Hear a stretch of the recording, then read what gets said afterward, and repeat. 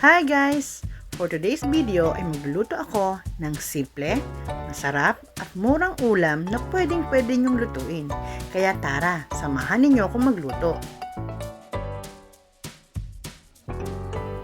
Ito yung mga ingredients na gagamitin natin sa ating lulutuin ngayon. Kasi meron akong kalabasa dito. Ito binili ko to kahapon, 10 pesos lang. Kaya lang, hindi ko na ihalo sa ulam namin kagabi na inabraw. Kasi ayaw doon ni daddy ng kalabasa. So, nanghihinayang naman ako kung hindi ko siya maluluto.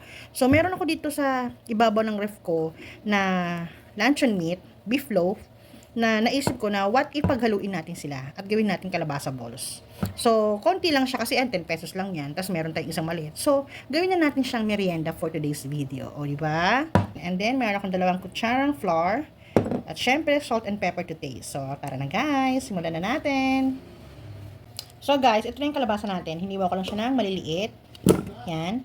Lalagyan natin ng tubig at ilalaga muna natin siya, guys, ha? So, yan, guys. Nilagyan ko lang siya ng konting tubig. Ayan, buksan na natin yung apoy, yung katamtaman lang. And then, hintayin lang natin siyang maluto dyan, guys. Ha? Balikan natin siya. Habang hinihintay natin malaga yung ating kalabasa, buksan na natin to, tanggalin na natin. Pero, chinek ko yung expiration date, guys, ha. Huwag kayong ano dyan, ha. Ayan, ha. Nakikita nyo ba? 2026 pa yan ng, ano ba to? October ma-expired. Kaya, okay na okay. Goods na goods pa to, ha. So, tanggalin. Mahirap kasi mali yung pagkaka-open ko, eh. Alam nyo yun? Beef loaf to. So, pwede kayo maghalo ng kahit anong gusto niyo, kung anong meron dyan sa bahay nyo. Alam nyo guys, check nyo yung mga vlog ko. Meron na akong naluto doon, kalabasa nuggets. Guys, itry nyo yon. The best yun guys. Naluto ko na yun noon at masarap siya, promise. Hindi ako nagjo-joke. Pwedeng-pwede yun pambaon ng mga anak nyo. Kahit ng mga husband nyo, ng mga nag-o-office, pwedeng-pwede. Masarap siya guys. Nakapagluto na ako noon before. Matrabaho lang, pero syempre, pag napanood nyo yun, kayo nang bahalang anong tawag doon, kung paano nyo mapapadaling gawin yun. Diba? Pero worth it naman yun. Ay, ang dami pala. Parang naman konti rin kalabasa natin. Tapos ang unti nung ating ano pala. Ano sinabi ko? Maunti yung kalabasa. Tama nga, maunti yung kalabasa. Ang dami nito. Pero carry lang yun guys. No? So, hindi pa luto yung kalabasa natin eh. Kaya durug-durugin natin to. Tsada! O, diba guys? Ito na yung nilaga natin. So, ayan. Konti lang siya guys. Tapos, ito yung ano natin. Parang hindi ko to ilalagay lahat. Kasi baka naman ma-overpower yung ating kalabasa. Kasi ito try lang naman natin. Hindi, I mean, sayang naman kasi 'di ba kung hindi ko lulutuin yung kalabasa ko. So naisip ko lang naman kahit 10 pesos lang 'yan, gawin na natin. So ayan, ano ba 'yan? Sorry. Nalaglag yung tinidor. So durugin na natin yung kalabasa natin, guys, ha. Ayan, 'di ba? Parang hindi siya alam niyo guys, yung maligat, yung sinasabi na nila. Hindi siya ganon yung kalabasa natin. Pero carry lang 'yan, guys. So ayan. 'Di ba? Nakikita niyo ba? Baka puro kamay naman. Ayan. Ayan, di ba? Tapos, sorry, ilagay natin yung ating, ito, konti-konti lang muna. Ayan, wait lang ha, haluin natin. Alam nyo guys, sinikman ko to. Masarap naman pala siya. Di ba? Masarap siya guys. Hindi ko pinapansin yan eh. Sa ibabaw ng rep namin. Kanina, nagugutom kasi ako. Naisip ko yung kalabasa ko kagabi, hindi ko nagamit. So, ba't di ko gawin, merienda ngayon. So, ayan. Ilagay na natin lahat, guys. Kasi, ayaw nga natin magsayang ng pagkain, di ba? Tapos, hindi naman natin ilalagay. Okay? Ano na yan, di ba? Parang ayoko na rin ilagay ng, hindi. Maglalagay tayo ng konting asin. Kasi, may lasa na yung ating meatloaf. Beef loaf. May lasa na siya, guys. Promise. Tikman nga natin yung kalabasa kung matamis. Ay, nalaglag. Pero kaya rin na yan. Matamis din siya. So, haluin natin mabuti. Guys, masarap siya.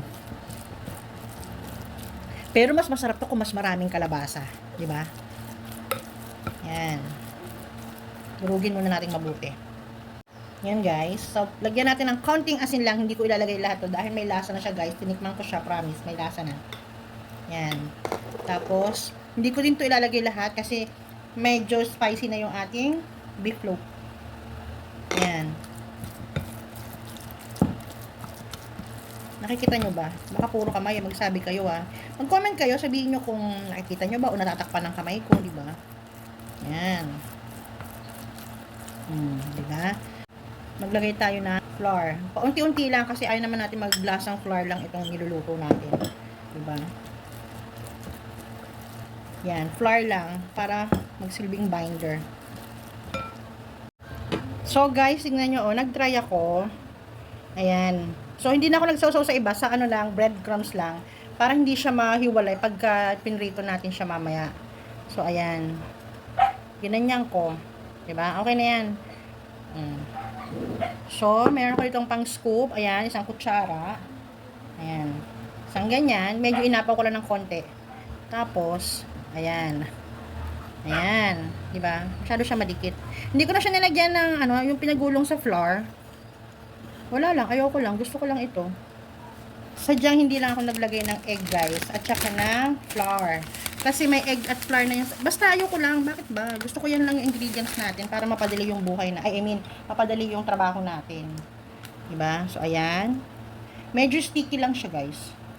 So, pero nasa inyo kung gusto nyo maglagay ng ano, ha? Ng harina. Para hindi masyadong dumikit.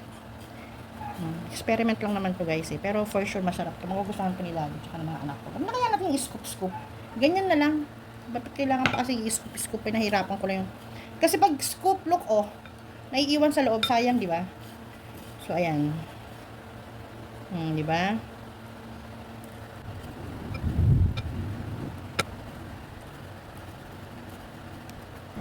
Tada! Oh, di ba guys? Ito na yung ating, ano, ang tawag dito?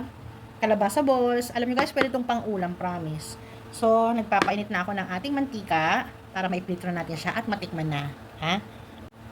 Nga pala guys, alam nyo, pag nagluto kayo ng ganito, pwede namang hindi na ninyo ibalot sa breadcrumbs, 'di ba? Kung wala kayong breadcrumbs. Pwedeng as is, iprito na lang ninyo ng ganon, 'di ba? Para ano, ay ano ba yung lumilipad na 'yan? So ayan. Pwedeng wala na kayong, wag hindi niyo na isawsaw sa o ipagulong sa breadcrumbs. Ha? Kahit na pagka bilog ninyo, diretso niyo na iprito, 'di ba? Kung ano lang yung ano, meron na sa bahay natin. Yun na yung gamitin, ha? So ayan oh, piprito na natin. Hinihintay lang nating uminit yung ating mantika. So guys, mainit na yung ating mantika. Isalang na natin ang ating kalabasa balls. So yan lang muna guys. Mamaya natin ilagay yung iba. Ayaw ko siyang maging crowded para maganda ang pagkakaluto niya guys. So balikan natin siya pag luto na. Yan, i-check na natin kung okay na ba yung ano. Pwede nang balik na rin guys. Okay na yung side, yung kabilang side. So, it's time to baliktad kalabasa balls. Ayan.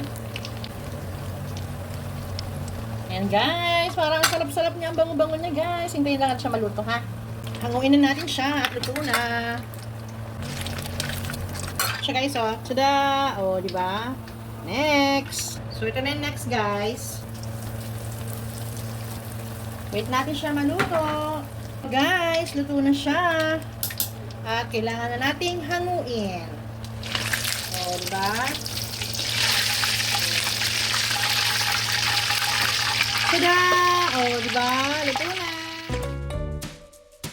Ito na po ang version ko ng kalabasa and meatloaf balls. Sana nagustuhan nyo. Thank you for watching. Bye!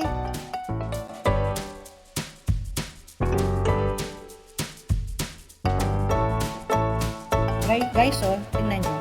Tinikman ko. Ang sarap guys, promise. Pero, teka lang.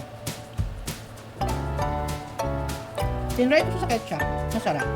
Tinry ko sa taktak, masarap. Tinry ko sa suka, mas masarap guys, promise. Mas masarap sa suka.